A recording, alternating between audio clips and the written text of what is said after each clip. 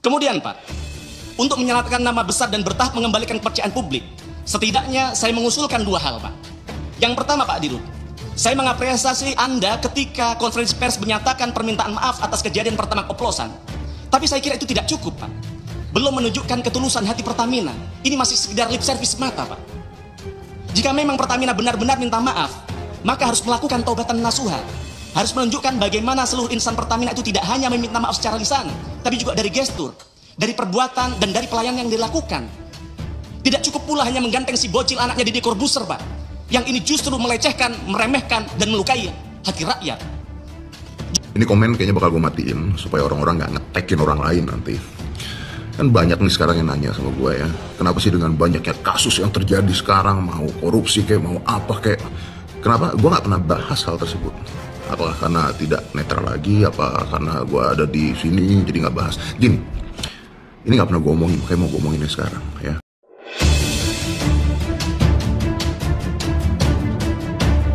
Halo pemirsa, selamat datang kembali di channel ini. Bagaimana kabar pemirsa sekalian? Saya doakan semoga sehat selalu.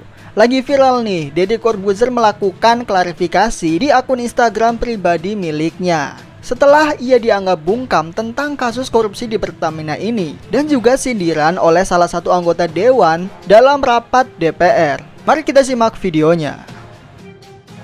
Karena itu saya mengusulkan kepada pimpinan DPR RI, kepada pimpinan Komisi 6 untuk bagaimana segera dibentuk panja BBM Pertamina. Karena jangan berhenti pada pion-pion yang sudah terjerumus ini Pak. Jangan kemudian ini keluar dari mulut singa masuk ke kandang macan Pak. Tetapi ini kesempatan untuk membersihkan Pertamina secara menyeluruh. Maka nanti kasihan juga kepada Danantara ketika mereka harus memikul beban berat. Karena ternyata Pertamina sebagai BUMN terbesar ternyata boncos dan gembos Pak. Maka melalui pansus BBM ini kita bisa panggil mantan direksi Pertamina Pak Ahok, yang beliau juga mengkonfirmasi bahwa kalau diundang di tempat ini beliau akan hadir. Kita akan undang mantan komisaris. Begitu juga mantan dirut Pertamina Bunike. Begitu juga mantan dirut-dirut di era ketika dulu Petrol dibubarkan misalnya Pak. Masih banyak mafia, koruptor, penjahat lain yang masih bercokol di Pertamina ini. Mereka tinggal menunggu giliran saja untuk duduk pada posisi strategis. Yang artinya Pertamina tidak akan pernah sehat karena di dalam tubuhnya masih tersebar virus-virus yang dorman.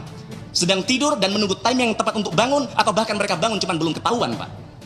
Maka kami usulkan panja BBM Pertamina untuk segera dilakukan untuk mengusut dari hulu ke hilir Pak. Untuk melihat siapa saja yang terlibat dalam proses pengoplosan ini Pak.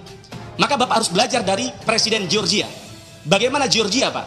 Saat itu adalah negara dengan polisi lalu lintas terkorup di dunia. Bagaimana kemudian dengan keberaniannya pemimpin Georgia mengambil satu sikap dalam semalam mereka memecat hampir seluruh polisi lalu lintasnya yang korup. Dunia kaget. Bahkan rakyatnya sendiri takut Pak. Takut apa? Takut kemudian ada instabilitas keamanan karena tidak ada polisi lalu lintas lagi. Tapi jangan tahu hari ini Georgia menjadi salah satu negara yang sukses dalam memberantas korupsi. Yang ini harus Bapak lakukan Pak. Kemudian Pak, untuk menyelamatkan nama besar dan bertahap mengembalikan kepercayaan publik, setidaknya saya mengusulkan dua hal Pak. Yang pertama Pak Dirut, saya mengapresiasi Anda ketika konferensi pers menyatakan permintaan maaf atas kejadian pertama oplosan. Tapi saya kira itu tidak cukup Pak.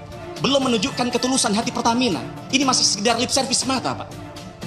Jika memang Pertamina benar-benar minta maaf, maka harus melakukan taubatan nasuha. Harus menunjukkan bagaimana seluruh insan Pertamina itu tidak hanya meminta maaf secara lisan, tapi juga dari gestur, dari perbuatan, dan dari pelayanan yang dilakukan. Tidak cukup pula hanya mengganteng si bocil anaknya Deddy Corbuzier Pak, yang ini justru melecehkan, meremehkan, dan melukai hati rakyat. Juga tidak perlu mengendorse namanya Fitra Eri, yang untung namanya Fitra Eri punya integritas, karena dia tidak yakin ini tidak benar-benar terjadi, maka dia tidak mau melakukan. Tidak perlu juga bayar-bayar buzzer Pak. Daripada anggaran Pertamina untuk bayar buzzer untuk mengendorse anaknya Deddy Corbuzier, lebih baik uangnya untuk mengembalikan kerugian rakyat yang sudah mereka alami Pak. Ini komen kayaknya bakal gue matiin supaya orang-orang nggak ngetekin orang lain nanti. Kan banyak nih sekarang yang nanya sama gue ya, kenapa sih dengan banyaknya kasus yang terjadi sekarang, mau korupsi kayak mau apa kayak, kenapa gue nggak pernah bahas hal tersebut? Apakah karena tidak netral lagi? Apa karena gue ada di sini jadi nggak bahas? Gini, ini nggak pernah gue omongin, kayak mau gue omonginnya sekarang ya. Pertama, pingin banget gue bahas itu semua, pingin banget ya. Tapi konteksnya kan begini, gue ini kan podcast ya, harus ada bintang tamu ceritanya ini ya, harus ada bintang tamu. Ya, karena kalau ngomong sendiri nanti jadi opini dan diputar biasanya jadi salah, oke? Jadi harus ada bintang tamu nih kasus-kasus seperti ini, oke? Nah, pertama dulu ya, yang terakhir mencengangkan. Pertama, kalau lu lihat channel gua ini lagi acara lock-in sepanjang puasa, kecuali Mbak Nunung kemarin karena beliau datang ke kantor saya untuk ngomong ada sesuatu. Yang kedua, ya, kita udah nyoba hubungin berbagai macam bintang tamu, mau dari sisi kanan dan dari sisi kirinya, udah coba. Tidak ada satupun yang bersedia, atau gak ada satupun yang berani mungkin gitu. Pilihannya apa? Pilihannya gue ngomong sendiri, pasti salah. Jadi ini sebenarnya kenapa gue bikin video ini? Pertama, untuk menjawab, bukan gak pingin. Kedua, untuk tanya, ayo dong datang, yuk obrolin. Kalau perlu dari dua sisi gitu, yuk kita obrolin, yuk kita debat gitu. Ayo gitu di podcast gue dari dua sisi kalau perlu kita debatin gitu. Tapi kalau diundang tidak dijawab dari manapun, mau bahas apa saya? Mana bulan Ramadan pula. Oke pemirsa, dalam klarifikasi tersebut Deddy Corbuzier menonaktifkan kolom komentarnya ya. Tapi kita coba baca di captionnya nih. Apa gue buat program kayak ILC aja ya? Aman, langsung jebret, dua sisi debat deh sana. Tapi isinya ya cuman ribut, gak ada solusi. Tapi asik kali ya. Nah, gue mau undang satu-satu. Susahnya minta ampun ngundang. Yang kenal baik aja, gak bales chat. Yuk bisa yuk. Ubur-ubur ikan lele, lagi nganggur nih le. Oh satu lagi, izin dengan hormat buat bapak yang di DPR yang kemarin masalahin anak saya buat konten di Pertamina.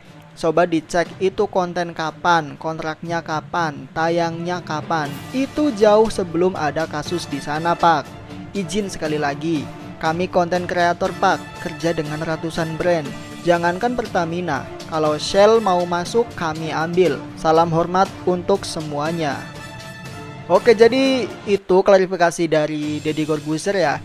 Dan seperti apa sih konten yang dipermasalahkan oleh DPR ini, oleh salah satu anggota dewan ini? Ternyata ini nih, saat anaknya yaitu Aska dan juga Nada memakai baju Pertamina saat mempromosikan Pertamina. Oke, langsung kita bacain komen-komen yang udah masuk dari netizen di dalam unggahan foto tersebut di Facebook nih. Kita bacain satu-satu. Bapaknya udah dapat letkol tituler, boleh dong anaknya berharap yang sama. Like father like son.